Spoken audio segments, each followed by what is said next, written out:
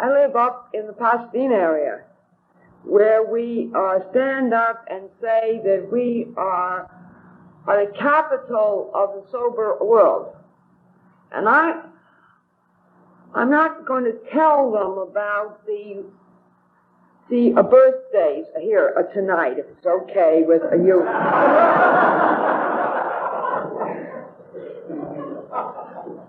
I always think as I walk to a podium how I got over my terror of podiums. I came into AA in the West LA area, and I moved over to Pasadena, and I had a year in AA, and a sponsor called me up, and my sponsor was a mean little old-timer over in Westwood. Not 1 ounce of human compassion. And she called up and she said, "Well, kid, you've got a year." And I said, "Yes." I thought she might send a card over. And instead, she said, "You're going to talk at Santa Monica tomorrow evening." And oddly enough, I did not know that you could say no to a sponsor.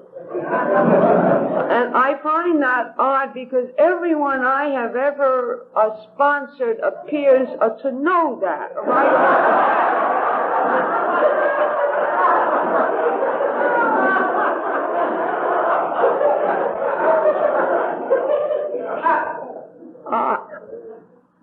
Anyway, I said, "Ruth, I think that that's a terrible idea. I'm shy. I have an impediment in my talking. I have a bad heart. I will die."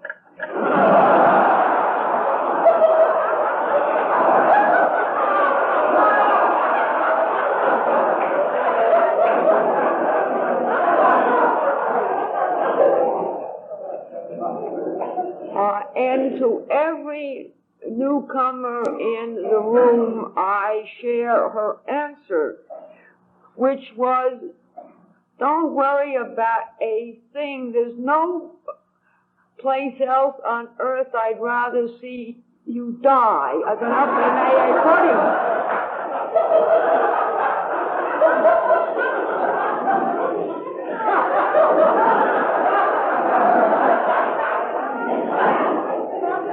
And so I went over. I had to hire a car and a chauffeur. I was so nervous, but I got over there. And I walked in, and she handed me an old red hard-covered book wrapped up in plastic. And she said, "Now carry it up for luck to the podium." And I said, "Well, what is it?" And she said, "It's a first edition of the big book." And I said, "Why is it all wrapped up?" And she said, it's valuable. And if you bleed all over it as you're dying, you'll ruin its value."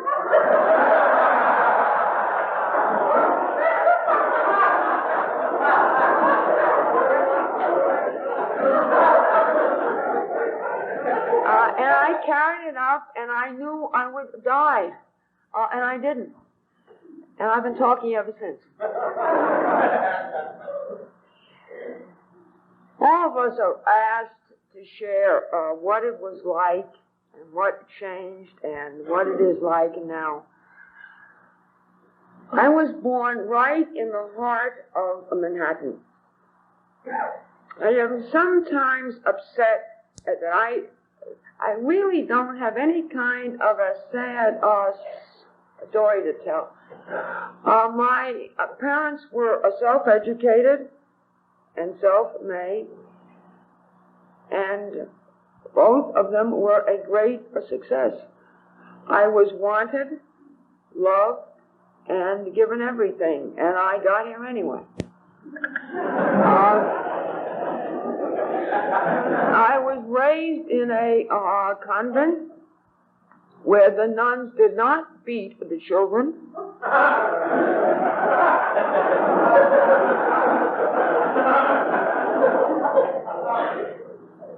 I didn't know until I came into AA how many of you were almost done in by the good nuns.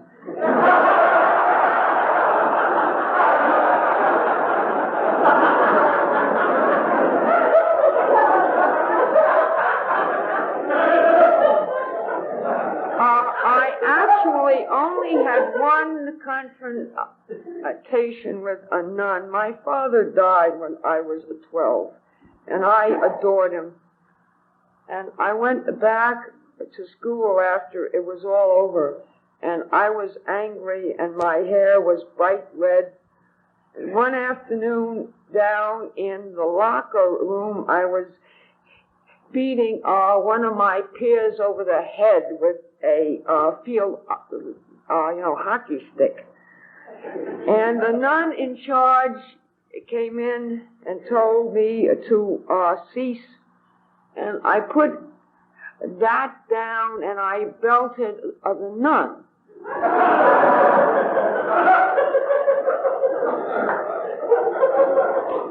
I was not tossed out. I was hauled up to her office, and she said, now, Marianne, I know it's hard, and it is going to get better, dear. But until it does, please try not to hit too many other nuns.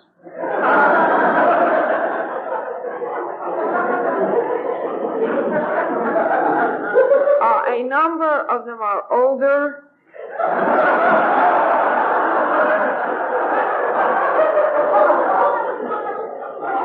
And I don't think that Reverend Mother is going to understand. And just for the record, I have never touched another nun. A number of laymen, but no nuns.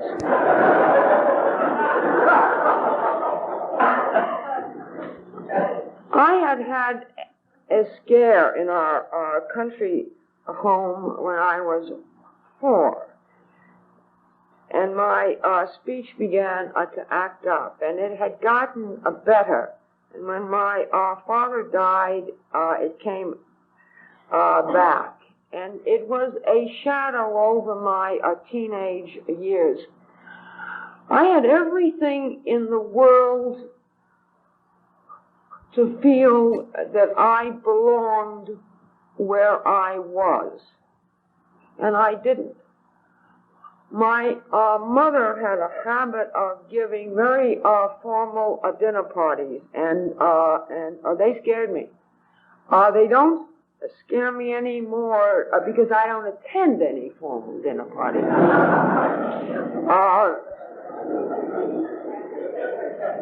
And when I was about 16 and a half, at one of these, I was deemed old enough to be given a glass of champagne. And what that wine did for me that evening was to take a shy youngster who could not say her name or answer a telephone and make me feel I was part of the entire human race. And I will never forget it. And I came into AA at the age of 44, and when I came in, I was consuming a quart and a half of scotch a day for the same reason. That is what it took to keep me pasted together. And I never thought I could go without alcohol. And to me, that is the miracle of AA. In my life, I speak to a number of church congregations. I find it hard to explain miracles to them. Most of them think that it ended with Lazarus.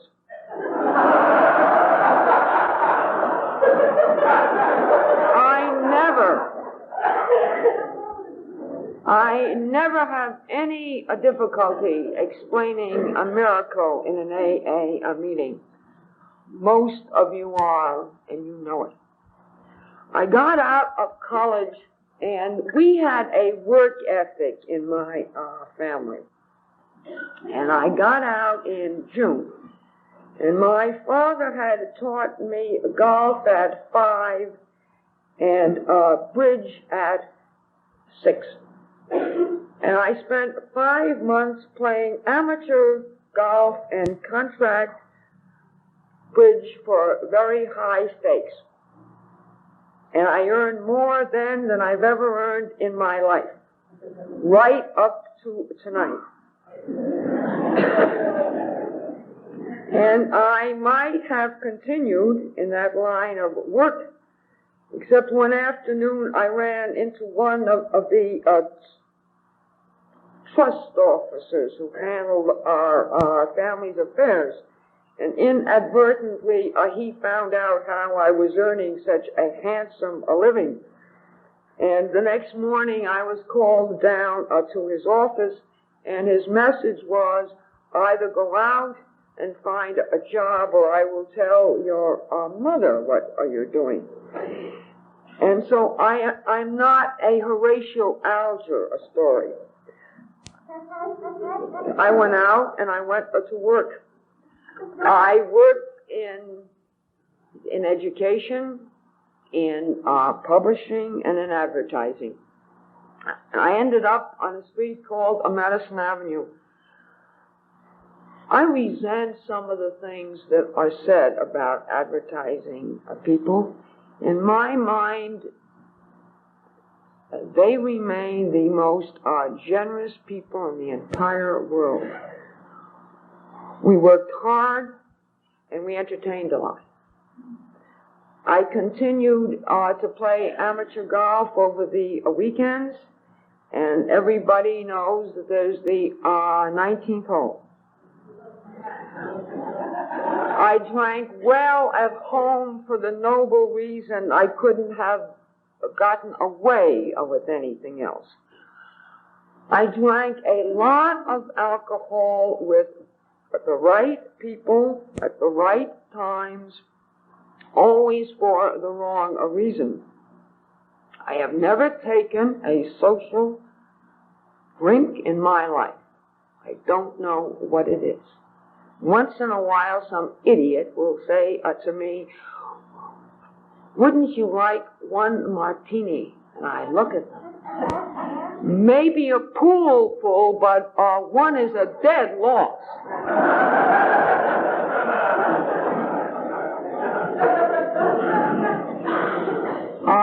I fell in love at the age of 25, and right when we had made up our minds to be married, Bill was killed in a plane accident. I'd like to tell you tonight that all of the ensuing troubled years was based on that tragedy. I don't believe that. I don't know if you're born an alcoholic or become an alcoholic. I think that it's marvelous when people say, I wish that I knew where that invisible line is. If you could see it, it would not be an invisible line. All I know was that 2 years after Bill died, I was about 30 years old, and I ran away from home. And that age is very Irish. We hang around a long time. I don't know why. And I ran away to the Bay Area. And if you have a problem with alcohol, the San Francisco area is the place to run away to. I lived on a hill called a Knob Hill. I worked for the University of California Press. I worked there for 5 years. I played a great deal, and my alcoholism just took off by leaps and bounds. It was peculiar. Long before the physical tolerance began to go, my mental attitude had gone. As an example, I kept losing my car in the fog. And one morning I found it, and I said to it in a clear voice, "If a big car like you keeps getting lost, I will give you away."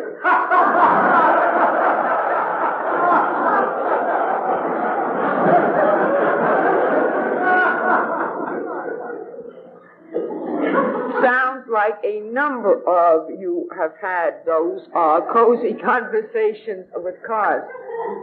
And the point was, it got lost 4 days afterwards, and I gave it away. I hope all of you know that anything said at a podium is only the opinion of the person at it. I believe that deep in the heart of every alcoholic is a desire to do something for someone. And after I had been in the Bay Area about 5 years, I realized my life wasn't going anywhere. And I did a very peculiar thing. I went east again, back to New York, and without a monastic bone in my body or a first aid course under my belt, I joined an order of Carmelite nursing nuns.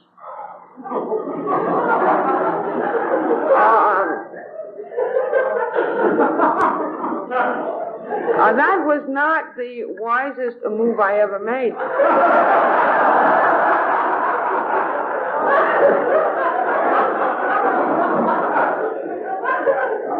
One, inadvertently, I'd always worked around men. I didn't like women until I came into AA. And for some idiotic reason, it didn't occur to me until I got into the convent, all nuns are women.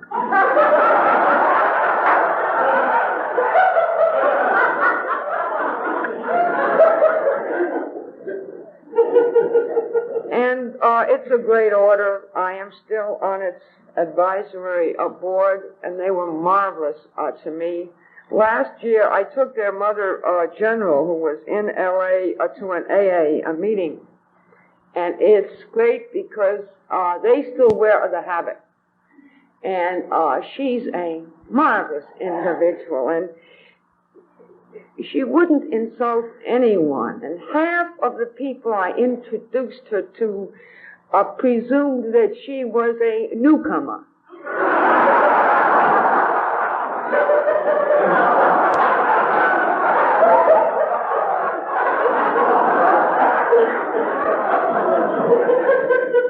And this wonderful woman who is an MD and an advisor to the White House walked out of the meeting with all these telephone numbers in her hand.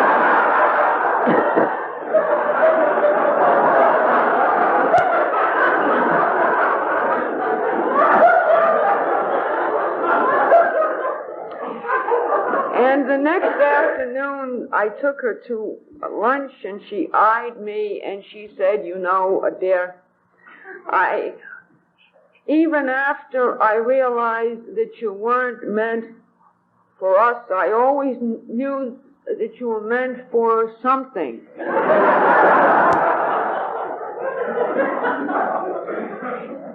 Anyway, I was in about 4 months. My mother, who really valued our success, had objected to my entry into the convent. And after about 4 months, I was planning my escape. And my mother came to see me, mostly to find out when I was going to become a superior. In our family, you go for a success.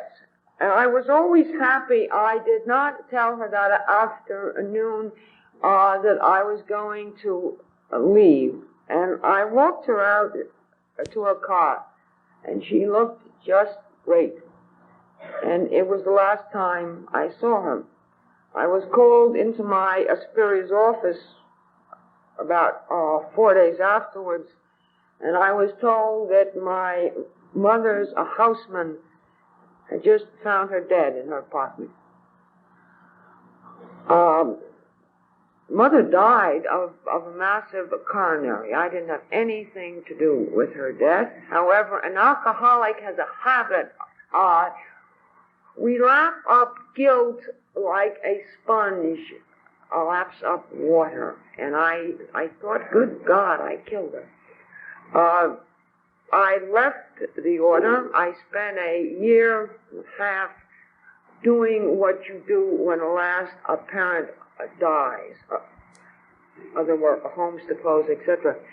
And then I went back to San Francisco, and for the first time I drank around the clock as a way of life. And I was lucky. I had an excellent doctor who called me in and said, now, Mary, I've known you for years, and I knew your parents, and I believe that you are tangling with alcoholism. And I do not treat alcoholics. I send alcoholics to an organization called Alcoholics Anonymous, and that is where I would like you to go. And I've always been open to good medical opinion, and I rushed right out, and I got here 9 years later.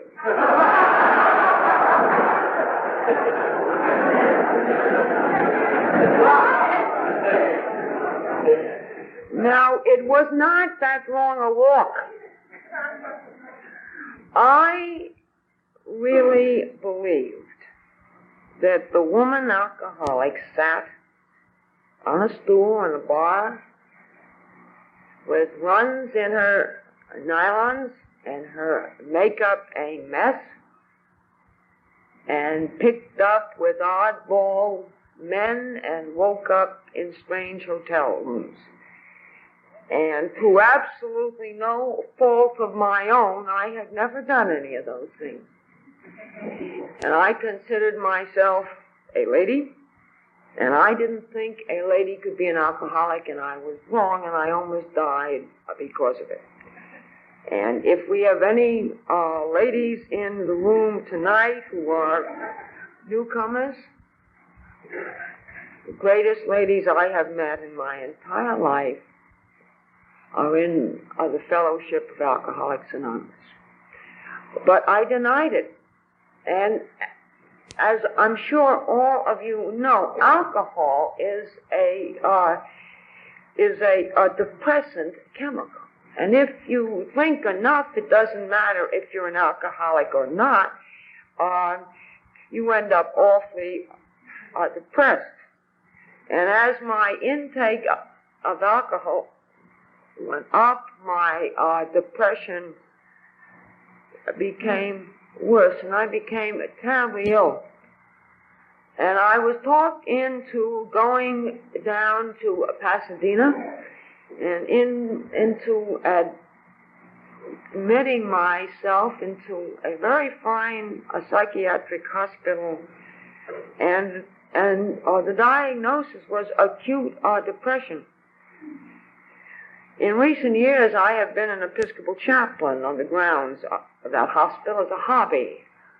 And I have urged them to keep the alcoholics off of the psychiatric units, namely for the peace of mind of the medical staff.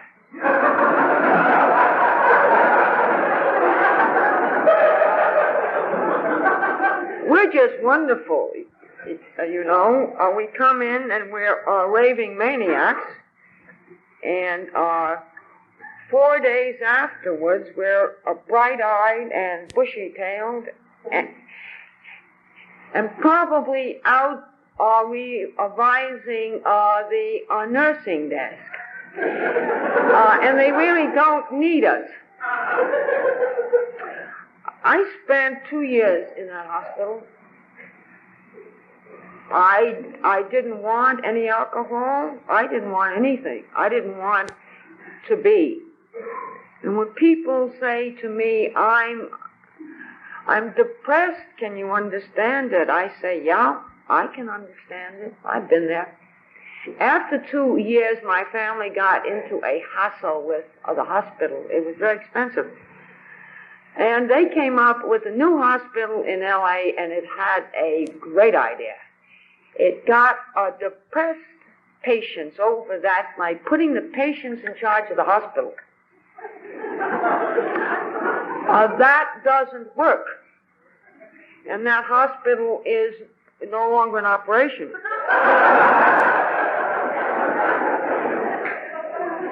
But Mother was right. You don't have to be an underachiever. In a month, I was its vice president. And it's interesting. I never became the president because there was a young doctor from Pasadena who was also an alcoholic and also in there for depression, and he was the president. And he has found AA. And we have lunch a couple of times a year, and we discuss the great administration to put a perfectly good hospital out of business. The time came to see if I could make it on my own. I didn't know anything about halfway houses. I wish, in a way, I had. I spent 2 years alone in L.A., and they were the hardest and the loneliest years of my life. Today, I'm the director of a little agency in downtown L.A., and we work with the business community. But because of our name, we get a lot of hotline calls. When a person calls up and gets me and says, I'm all alone, nobody cares. I am going to take my own life. They're talking to the right individual. I know exactly what that means. I felt totally alone. I was absolutely positive that nobody cared.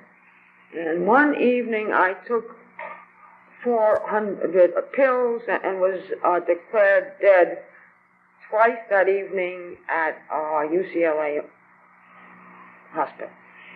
I am always happy I was not tangling with alcohol that evening. About 80 of those pills were antabuse. And when anyone asks me my opinion of antabuse, I say, in what dosage?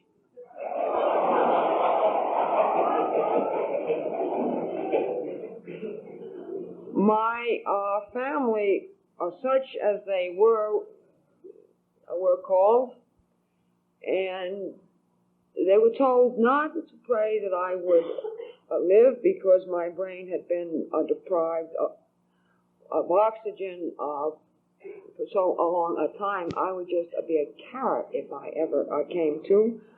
My friends may argue this, but after 5 days, I woke up with no apparent brain damage. A year later, UCLA got its computers fouled up, and they billed me for not having paid for having been declared dead. And he billed me in Spanish.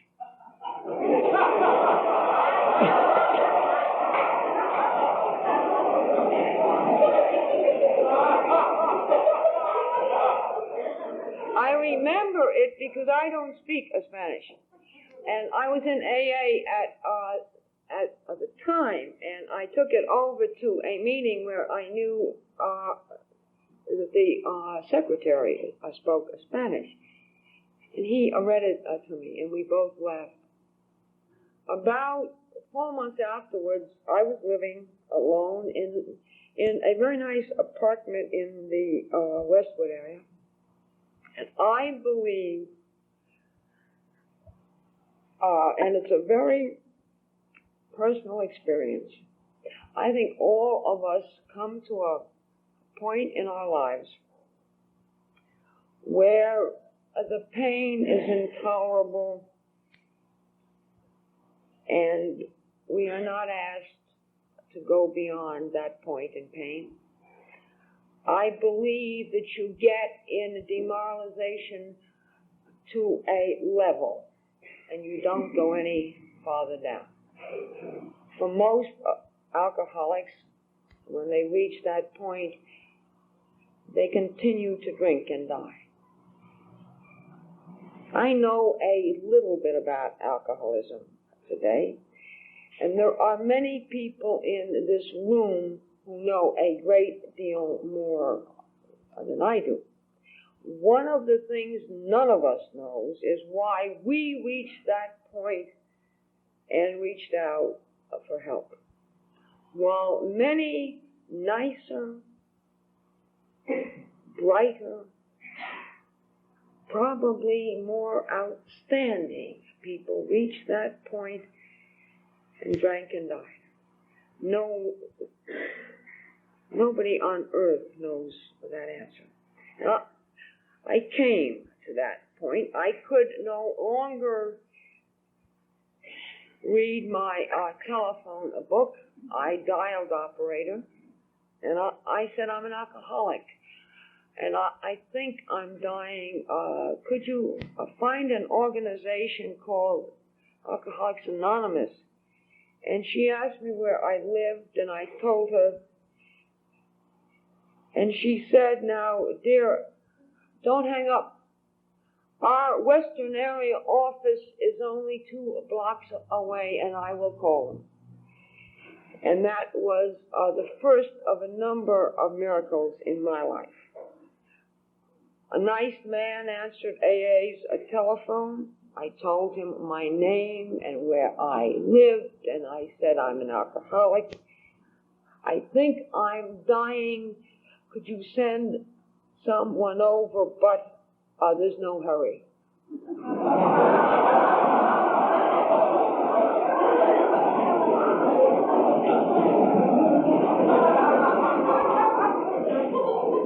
And thank God we pay no attention to any of the editorial parts of those calls.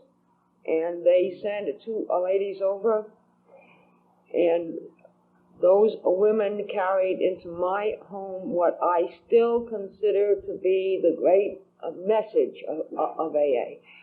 They said, we care. And when you called us, you gave up your right not to be cared about. And we will care if you drink and die. And we will care if you come in to AA tonight and never touch alcohol again, but we care. And they said, you're not alone. And if you are ever alone again, it is by your choice. And the third thing which they said was, you never have to touch alcohol again. I don't know why. Those first 2 things I have never doubted since that evening. And before they left, they said, walk up to the office in the morning and we'll pick you up about 10 o'clock and we'll take you to a meeting. I always admire newcomers who say, I went to a meeting. I was so ill, I think that nobody in their right mind would have turned me loose. Anyway, I took a drink about 5 a.m. I needed it to go up and tell AA how much I liked them. And I don't know how many of you remember that old Western area office. It was about 14 feet long and about 12 wide. It had 2 desks and chairs and books and coffee. It was not a spacious office. And while I was talking to them, I had a convulsion and I almost died on the carpet.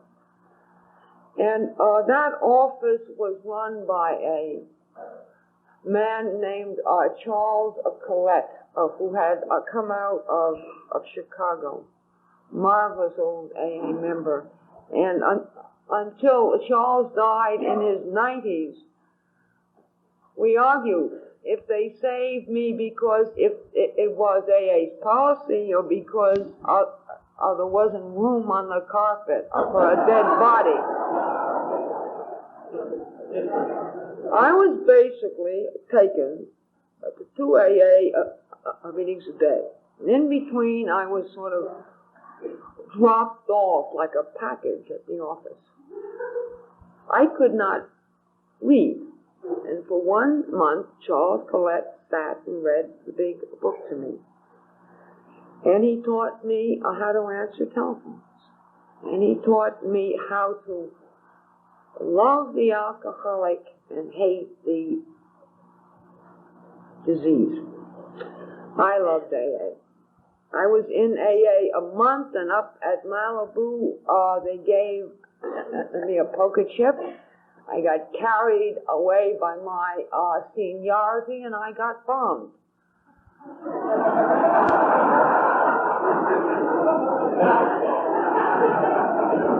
And we skipped the next month, and they gave me a 60-day poker chip, and it happened again. And Charles hauled me up to the office, and he said, "Now, Mary dear, I am of the opinion that you are one of the people constitutionally incapable of handling either poker chips or birthday cakes. And there's nothing in the big book about either. And for you, I am going to tailor a program. We are going to call it 1 day at a time." And I was so sick. I was in AA about a year, and I looked up one evening and saw a sign. And it said 1 day at a time. And I thought they'd stolen my program.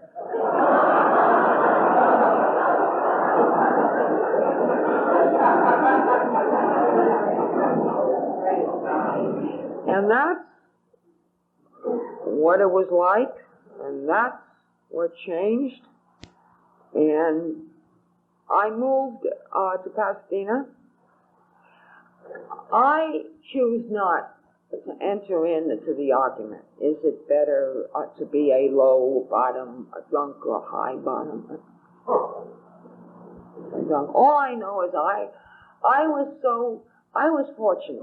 I was so damn ill, I did exactly what they told me to do.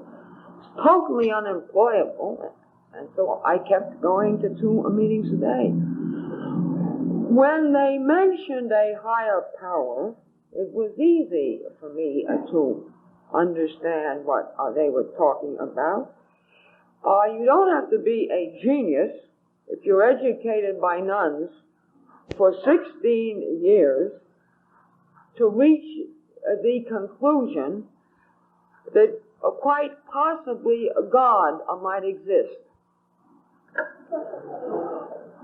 I have lost in illness and shame and sorrow the God of my youth. But the idea of a God of my understanding appealed to me. I think it's important to know that there is no spiritual part of AA. AA is a spiritual program. It is also very important to note it is not a religious movement. And some of the best members I know have never darkened the door of a church. But all of us are different, and all of our needs are different. And one afternoon I was walking in Pasadena, and I wandered into a little chapel, and it was quiet, and nobody bothered me, and there was something in the dusk and the peace of that chapel. I knew that whoever my God was, he seemed to be there. And I just kept going back. It was located between two churches, and I never checked where it belonged. I didn't care. And I was going back about 2 months, and I ran into one of the clergymen attached to it, a nice young man, and he invited me to one of the main services, and I went, and I liked it, and I then found out it was an Episcopal church. And I knew instinctively I was in some technical difficulty. And so I called back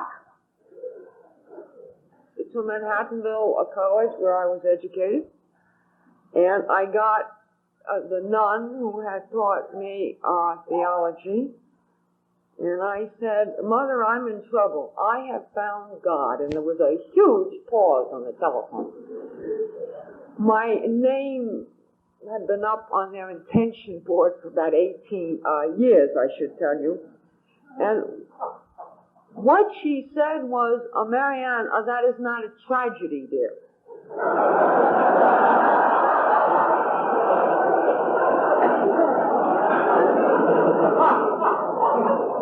And I said, "You don't understand. I have found him in the wrong church." And she said, "What church?" And I told her, and she laughed, and she said, "Relax. You're covered under Vatican II."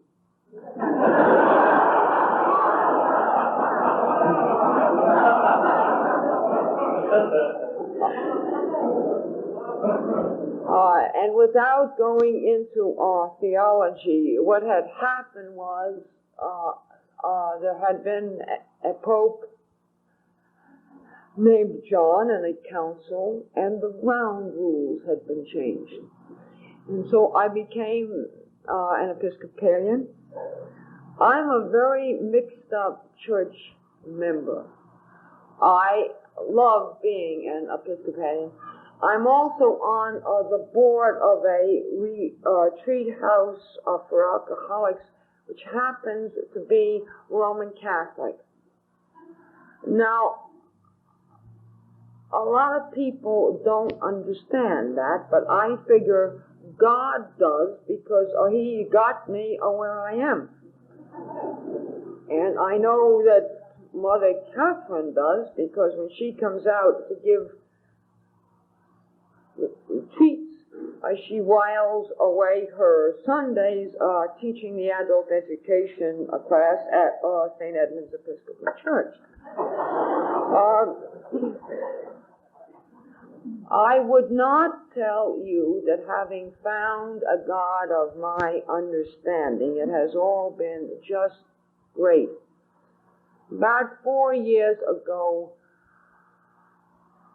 within 90 days, 4 great members of this fellowship died in Pasadena. One of them was my sponsor. I knew all of them well. All of them had been important to me.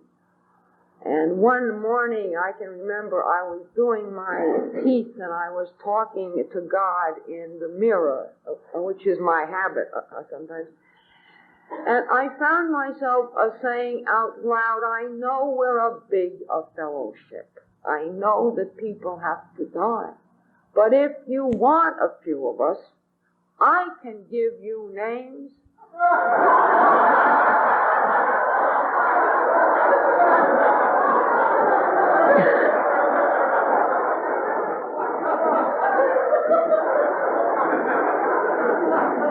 And telephone numbers.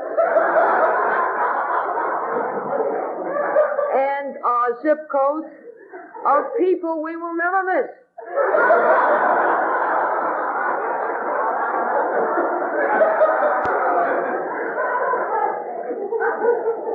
But why are you taking the brightest and the best? I don't know that answer. It was pointed out to me once that possibly the rest of us had some work left to do. I don't know. Anything that has happened to me in AA has usually happened by error and in spite of me. I went back to work. I had 2 rather nice jobs.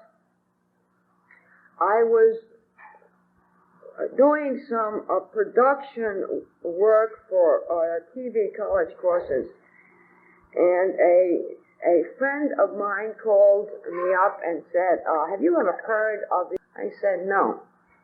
And she said, well, it is funded by the business community. It is looking for a director, and I think you'd like it. And I said, skip it. I don't have time to type a resume. And she said, I'll type it. And she did, and she mailed it, and I forgot about it. And they called me up for an interview, and I had to ask who they were.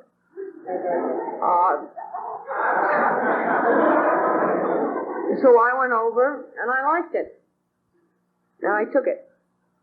And I had always sworn I would never work in the field of alcohol. Everything I always said I would never do, I seem to do on a regular basis today. And what we are and why I love what I do, we're more or less a way station.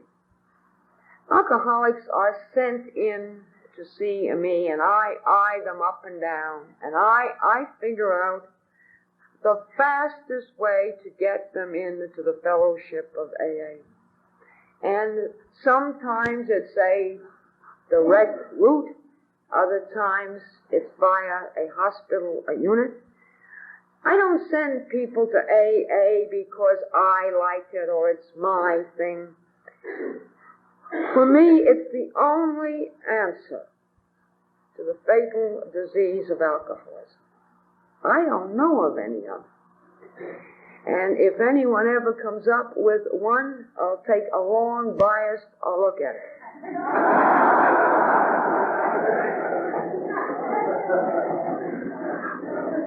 I had a lot of things wrong with me coming in to AA. When Bill died, I started building a wall. I think I connected his death and my father's death, and I thought to love is to lose, and I'm not going to love anymore. And it would be very nice for me to stand up here tonight and to tell you that I walked into Alcoholics Anonymous and that wall came down. It did not. It has come down one painful brick at a time, and I figure it's about halfway down. I will have 10 years in March. They've been the greatest 10 years of my life. They have not been unmarked by problems. I was tooling around in my car about 5 years ago, and I had a coronary attack. And you know that we confuse everybody. I was in that great coronary intensive care, where you're wired all over the place. And one of my friends in AA came in and said, Mary dear, don't worry about a thing, we're here in fourth. And the nurse said, about how many of you are there? And Nancy thought that she was referring to the fellowship. And she said over 1 million.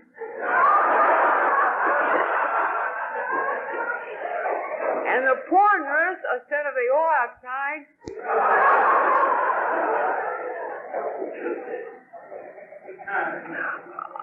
I spent a month in the Huntington Hospital, and I have been honest in explaining to you, I'm not the most lovable individual in the world. And I was there about 2 weeks, and the director of nurses came to me and said, excuse me, miss, but who are you? And I said, what do you mean? I told you who I am. And she said, we've never seen so many cards and calls and flowers and books and people. And I said, well, it isn't really me. I'm a drunk. And I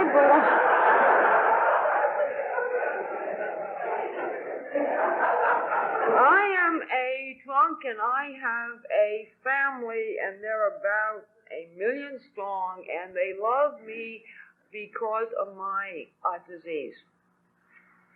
I confused her. I know I do not confuse you. I never knew what love was when it didn't have ties to it. I was always loved because of something. And I got in here, and you loved me just because I was my own miserable self. Tonight, I love you. And I hope that something I have said comes across into your lives, and that if you are new, you will hang in there. About 11 years ago, I spent a Christmas Eve in the hospital, and I had lost my memory because of alcohol. I could not remember the Lord's Prayer. And being alcoholic, it never occurred to me to ask the nurse to write it out.